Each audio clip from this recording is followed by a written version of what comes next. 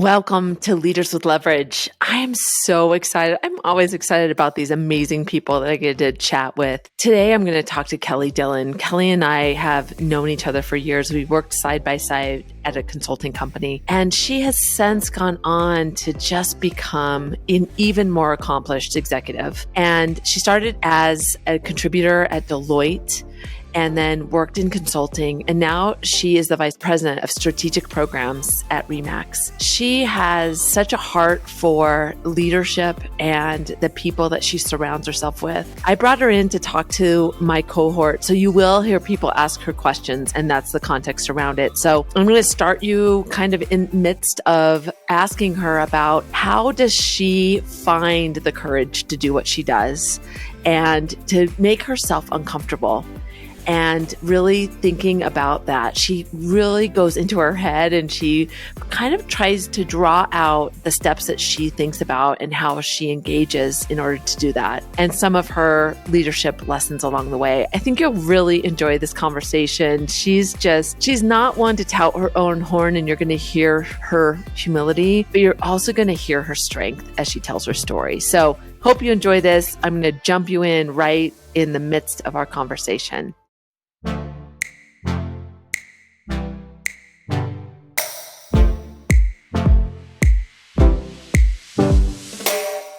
I'm also starting a podcast, so I wanted to have that interview for a standalone and then dig a little deeper now. Yeah. And it's like I have to be careful with what I'm saying.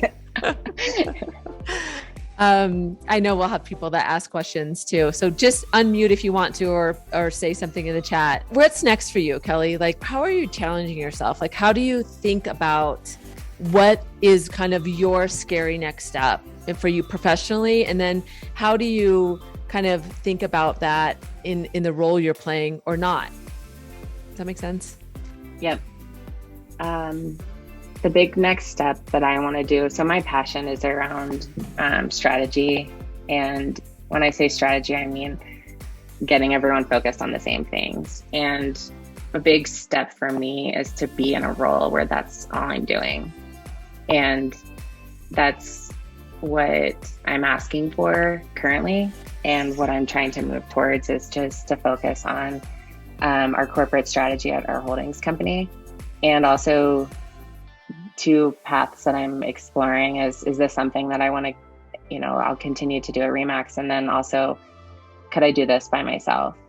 And like, what that look like? And so those are two scary steps that I'm trying to explore, because I've found where I'm passionate about and what I'm good at. And it's really scary to think about doing it on my own. And this is where imposter syndrome comes, because we hired a consulting company to help us with our strategy this past year. And, candidly, I just was watching them and I was like, I could do this so much better. And because I understand, one, I've been in both spots where they're career consultants, and I can figure out how to make this an actual plan that people can go do, a simple, easy plan. And I know that's a strength of mine, and I want to continue to build on that and learn and grow, but that would be my scary next step. Yeah. The one thing that's always struck me about you is I feel like when I say, oh my gosh, I'm so scared about this next step, like you can see I am, but it's hard for me to believe that that's scary for you. Like you have this calm about you. And how has that been, like, just knowing that about you? How has that helped and hindered you?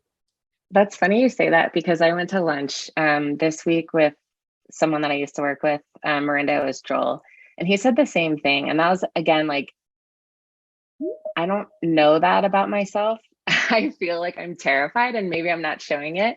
But I just try to remain calm, and depending on the situation, practice. And yeah, it's something, I don't know. I don't know how to answer that completely, because I'm a little bit bashful about it, I guess. But yeah. I will say that in my personal time, I like to challenge myself and do like scarier things. Like I really like to ski and to backcountry ski. And Mike and I, my husband, have done like big mountain climbing. And so when I think of scary, I think of that. That is like my life or death. Oh my gosh. Like if I fall, like I could get really hurt. And so when I think of the decisions or stuff that I have to make at work, I'm like, well, I mean, the worst thing that's going to happen is someone says no, or I do a bad job and I'll learn from it. But I'm not going to die or get hurt, hopefully. So that's kind of how I try to frame it in my mind, where it is what it is. Yeah. Like falling off a cliff and dying or taking this risk internally. Yeah. Like, you know, it's all And looking. it's true. Like, I mean, not to compare it to that, but even if I've made a lot of mistakes and I've done a lot of really poor jobs. And so I think that gives you confidence to do it again, because you're like, well, I already was at gave the worst presentation of my career, Susie witnessed, and I won't do it as bad again. So, you just learn from it and grow, and like, you're not perfect. And I think living in a state where you accept imperfection, it's easier to do hard things like that. Yeah. It's like that book, Thanks for the Feedback, that I always bring up. And it was my aha that blind spots are blind spots. I always say this. If you've heard me say it before, I'm sorry, but it's like, you can't see them. And once you can accept that you can never fully understand how you're perceived, you're a work in progress. It was like so enlightening to me, but it took me, 50 plus years to finally feel comfortable. But you've always been so open to that. I think that that's a differentiator. That's what I've really admired in you, is you've always seen yourself as moldable. Yes. Yeah. I'm the least perfect person in the whole world, and I make mistakes all the time. And I think just giving myself grace and that I'm trying my best and I will stumble along the way has helped me just do harder things. Yeah. Christine has said she's loved your story and she wanted to know about your strengths. She thinks, I'll just read it. I often think I know my strengths, but I feel like I'm guessing. Do you ask others?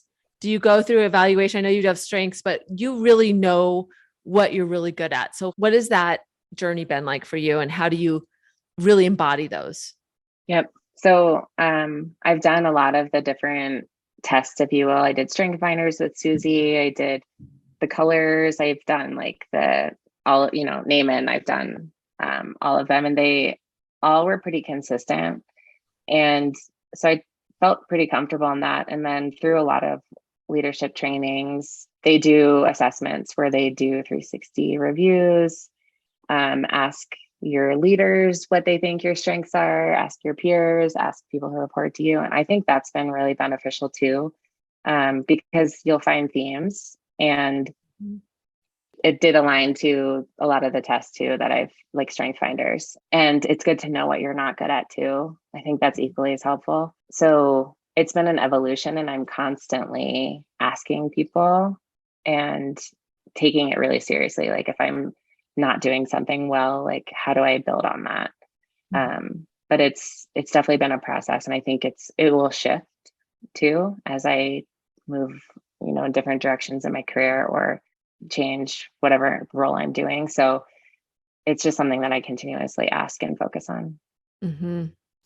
And to your point about understanding your value, one thing I try to do is when somebody tells me something about me that they see, like I always use this example, like the first time somebody said I was a professional speaker, I was like, I better act like a professional speaker. Like they see me as a professional.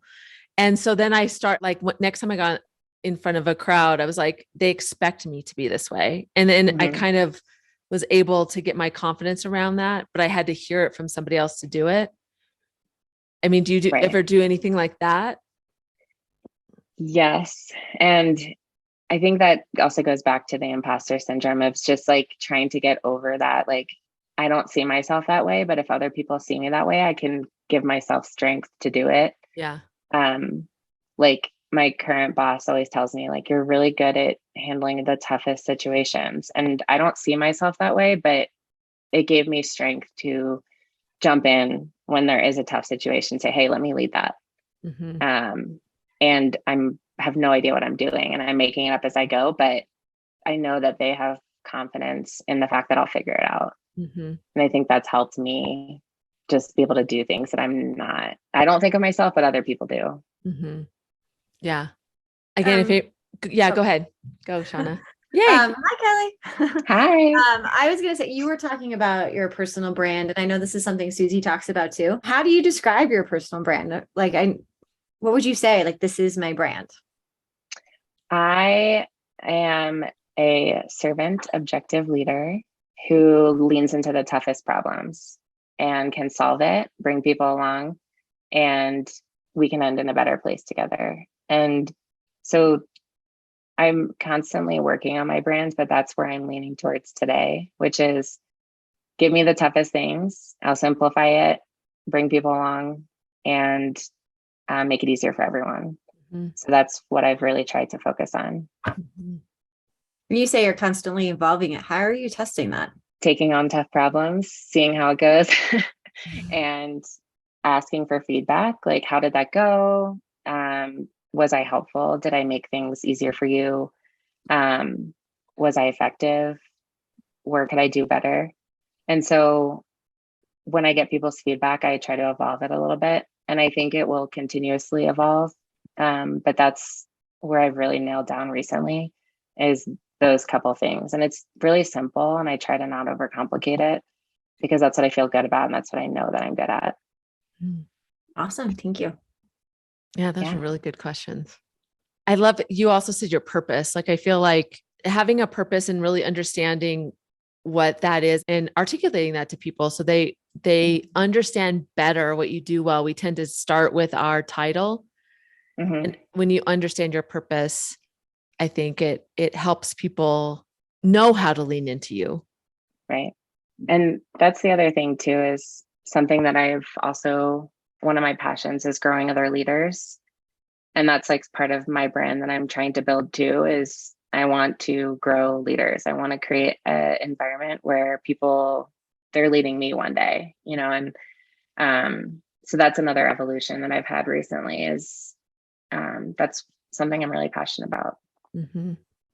Have you had, I don't know how to ask this question, as a woman at the table, what are some of the things or the lessons that you've learned or you want to see more of from other women? Or I don't know where you want to take that, but riff off of that. That's a great question. Because most of my career has been the only woman at the table or very few. At Remax, we have a lot of women in leadership, which has been really nice. Depending on where you work in tech, it's still, Shauna, you know this, it's a lot of male leaders. And the first thing that when you're the only woman, they, I think not intentionally, but immediately disregard you. Oh, you're a young woman. Like, what are you going to bring to the table? I even had someone not recently, probably like 2 years ago say like, oh, like an executive assistant. And I was furious because that was like one of the first things they said to me. They just assumed that I was like an executive assistant. So anyway, without going into all of that, I think one, I'd love to see more women leaders. I think that women bring such an important skill to and just presence to conversations that men just don't have.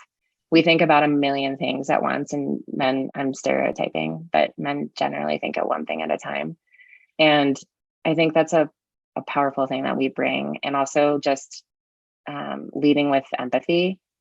That's a huge skill that I think a lot of women have. And bringing in the people, bringing in different perspectives, bringing in a softer side of the conversation is super valuable. Sharing your story, being authentic, not having like locker room conversation, respect, inclusion, diversity. Like there's so much value that having a woman in the room brings. And I think you can make better decisions and get to better solutions when you have different people in the room. So that's super important, and something that I remember Barack Obama had a saying that if you're in a room with everyone who's the same as you, you're not going to make a good decision. Mm-hmm. And I try to have different types of people in the room as much as possible, different levels, different experiences to come up with a good solution. And just on my team specifically, like I mentioned, when I first took over the team, it was so interesting.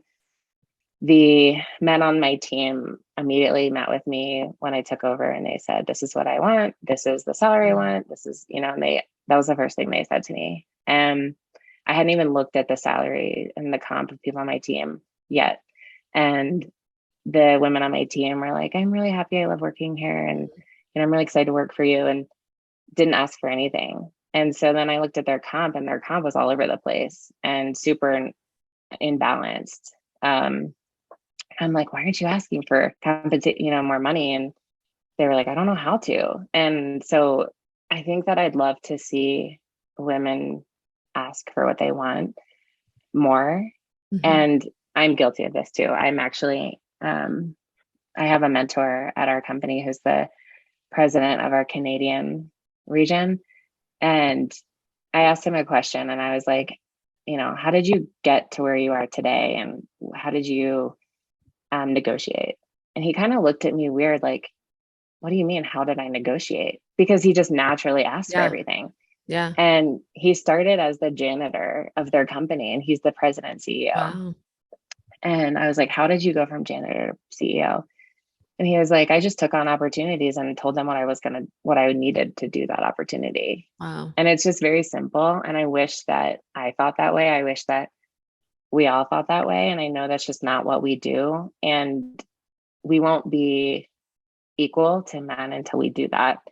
And I try to share that as much as possible to help people just ask, just ask for what you want.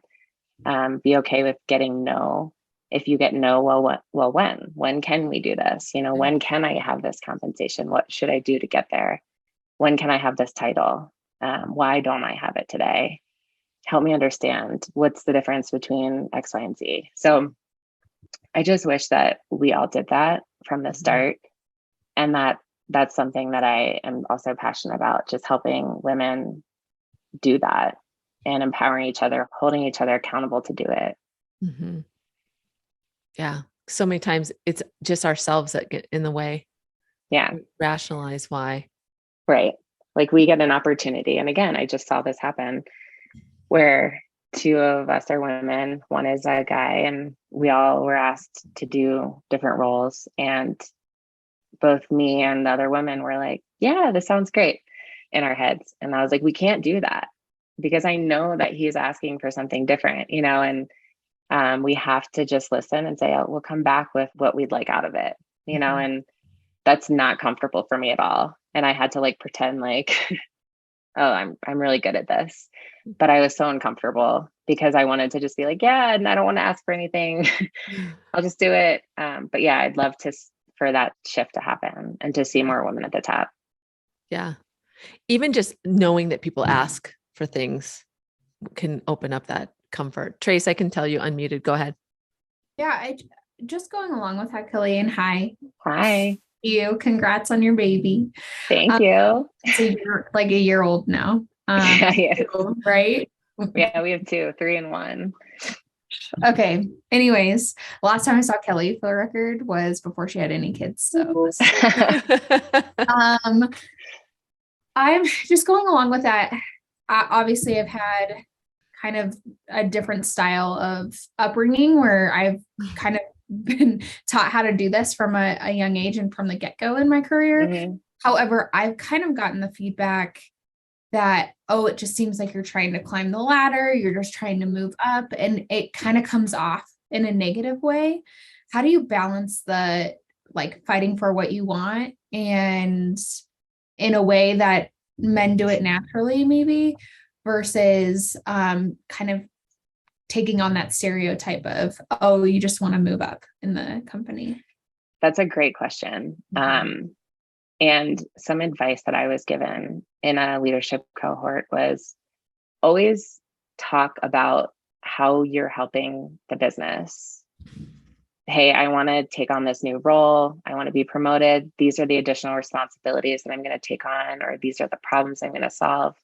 And just explain it that way. If you align yourself to business priority or your boss's goals or whatever that looks like, it doesn't seem as, oh, this is about me, which, yeah, it is. Like, you need to take care of yourself, but you explain it in a way that people are like, oh, okay, that's going to help us. That's going to drive revenue, or that's going to drive whatever. But you can combat the, I don't know, story of she just wants to climb a ladder and she's just in it for herself. Because there are people who do that, but you're not one of them. And I also think that's an excuse to not give someone what they want. Mm-hmm. So I also question that, like, well, why is that a bad thing? Or, is that not what you're doing? My goals are to be promoted, to take on more responsibility. That's not a bad thing either. Mm-hmm. So it was kind of a two-way answer, but yeah, I've been in situations where someone's like, oh, like, I don't think you're ready for that role, or that's too soon, or whatever. And I just ask questions. Well, help me understand how this role is not at that level, and help me understand what I'm not doing. Mm-hmm. And ask them questions to get an answer that helps, I don't know, not make it about you too. Mm-hmm. And it's that pushing past no. Like we talk about, don't let no be the stopping point, but no isn't always like no. It's like, there's a lot of different ways to say no. And so pushing through the curiosity, sometimes that person might not have a good answer to their objection. And they Right. might actually go, you're right. Like they might have that, but I think that's really great advice to be aligned with the business. Mm-hmm. So it is objective as possible. Good question, Trace. The context. If you don't know, Trace is my daughter, and that's why she made the comment about having a mom that, not, if you couldn't tell by our shirts, we're kind of wearing the same color. I didn't even You're notice lucky that her you have hair. Susie as your mom. Yeah, I've realized how lucky that is and how unusual it is. Yeah. I didn't realize they matched either. That's funny. Anybody else have any questions or comments? Feel free to unmute. So tell us about, and I'll just keep going. We'll just go a couple more minutes. Anything you could share about just being a mom and working professionally, and has that been something that you've leveraged positively or negatively? Like how has it affected you? Yes, that's a great question. Becoming a mom changed everything about me. And I think it made me a better leader and a better, just well-rounded employee too. But I realized how important it is who you work for directly. Yeah. I changed my career when I became a mom. I went back into consulting, and I remember my first day back on maternity leave, I was like in tears, like my baby Colin was 3 months old. And I was like, can I work remotely or part-time today? Like do a slow adjustment. They were like, I think that it'd be great for you to jump in and do a client presentation at 5 p.m. today. And I just like was hysterical. And I was like, I can't work here. And my now boss had taken me out to lunch over maternity leave. And she was like, your life is going to change when you come back. And there's a spot here for you. And I'm a mom, and I know how to support moms, and you need someone to support you when you come back. And so I immediately was like, hey, that role that you told me about, can I take it? And what I've done to leverage that is, one, just been way more flexible and set boundaries for myself and to show people that. So I like put my pickup and drop off times in my calendar and make my calendar public, so everyone can see like I pick up my kids during this time, I drop them off during this time. I'm not working during those times. I don't work between 4 and 7 because those are times that I spend. That's like time I spend with my kids. They're little and they go to bed at 7 o'clock, so I can sign on later if I need to get work done. So I think it's just made me a better leader, and I've tried to share that with as many people as possible so other people feel empowered.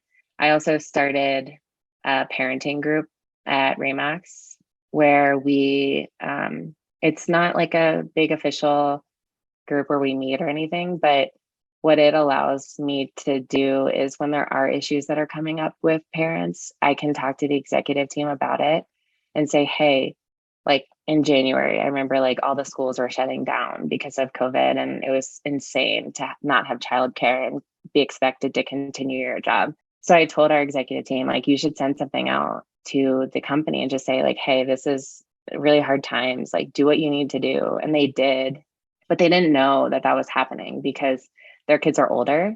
So I've tried to just be an advocate for parents at work, because a lot of people are leaving the workforce because it has been really tough. childcare is so expensive. And in my opinion, it's becoming a crisis for young parents. And so I'm challenging like our HR and my boss to say, like, what benefits are we providing parents to continue to work? I know my daycare bill went up $7,000 this year. And I'm like, how do people, like, for, just paying teachers more, which is great, and cost of food costs more and stuff like that. But I know my salary is not going up as much as childcare costs are. And we look at our bill and we're like, man, this is more than our mortgage. So I've tried to be like an advocate for parents and try to make good changes where we have, I'm working with my boss on, like, we need to give people 12 months of flexibility, like on paper, because not every boss is good at, supporting parents when they come back to work. So we need to extend our maternity and parental leave. We need to make it inclusive of all different types of, whether you have a baby, you adopt, foster, whatever that is. It needs to be inclusive of everything. And we need to give people 12 months to figure things out, like give them tons of flexibility, do what they can. So anyway, long story short, I've just tried to be an advocate and really make good changes for more modern parenting for our company and hopefully other companies as well. Because I know Remax is a big respected company in the Denver area, and they work with like the Chamber of Commerce and trying to advocate for changes for companies and to get people to understand what the real challenges are. So it's been the best experience ever. And I'm also trying to make it better for people that are becoming parents and new parents as well. Yeah. It really strikes me that you advocate for yourself, you advocate for your people, and you also really think about the broader. So good for you. I mean, I think we all need to get a little dose of that. We could use a little more all around. I had a great experience with my second coming back from maternity leave, and a really bad experience with my first. So I know how, different it is. Like my mental health was better. I was a better mom because I had a good experience coming back. So it's really important, and people need to understand like just how important it is to support parents when they come back to work and, throughout their kids' lives. Yeah. It is crazy how there's been so much change. I remember when my kids were little, I was at home working, which was just unheard of. And we had an outage, and I was talking to the person in charge of the Discovery Channel. And so he was yelling at me, and not Trace, but my other daughter was in the middle of the street, and I only could cup the phone. It was probably a landline. And I was like, hang on. He's yelling at me. I'm like, get out of the street, and he of course heard me, and it like broke the silence, and he laughed. And it was kind of like, all right, an outage on Discovery is not as important, as life threatening as you think, but right. Just that I'm glad we've made progress, but we have so much more progress to get to. Yeah. Right. Yeah.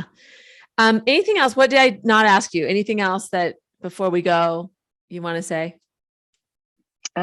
Just, I always tell people, share your story. Yeah. Like, everyone has a gift, and just own it and tell people about it, and the good and bad. I think that's the other part too, is I've had a lot of really bad things happen to me in my career, and I never talked about it. And if we don't talk about the bad too, then it'll continue to happen to other people. And I talk about the bad all the time now, openly. And I'm like, I will never let that happen to someone on my team. And my team holds me for that. They hold me accountable for that. And so I would just say, share your story and make it better for everyone. Love it. Love it so much. I love that piece. Yeah. Particularly because I feel like that is the true essence of sharing your story, because so many of us don't know what we don't know. And for years, you've kind of been told those bad things you keep inside and don't share. So it's refreshing when people do, and you can learn from that. So maybe I went through the same thing and I can learn how to do it differently next time. Or maybe I didn't go through that, but now I know how to address it if it ever does happen. I think that's the biggest thing that women have the ability to share. I don't feel that most men are as comfortable with that, because it is a negative that I've gotten a lot of out of female leadership, is being able to do more of that. And I just love that you called that out. Yeah. And it really, I mean, those bad scenarios just make you better. And it's like you grow so much in those situations, and you don't want other people to go through it. So you have to share it so people know, like, hey, this happened. A girl on my team had a pay inequality, and I had publicly told my whole company that what happened. And then it happened to a girl on my team. And she came up to me and was like, hey, this is happening to me. And it happened to you. And you said you wouldn't let it happen. And I was like, I'm going to fix this today. But it holds me accountable and it holds everyone else accountable. Yeah. And I think that's the positive of sharing the bad. Yeah. Yeah. It's so good. Thank you, Kelly. I was so looking forward to this. It's so great to see you. So much respect for you. And thanks for just sharing your story for that very reason. I think a lot of people made comments about how much they got from hearing about your journey. So thank you. Yeah. And feel free to reach out if you guys ever want to connect or have questions. I'm always, I talk to Danielle. She had to drop off, but I talk to Danielle every now and then. Anytime you want to chat, I'm happy to help and support you. Awesome.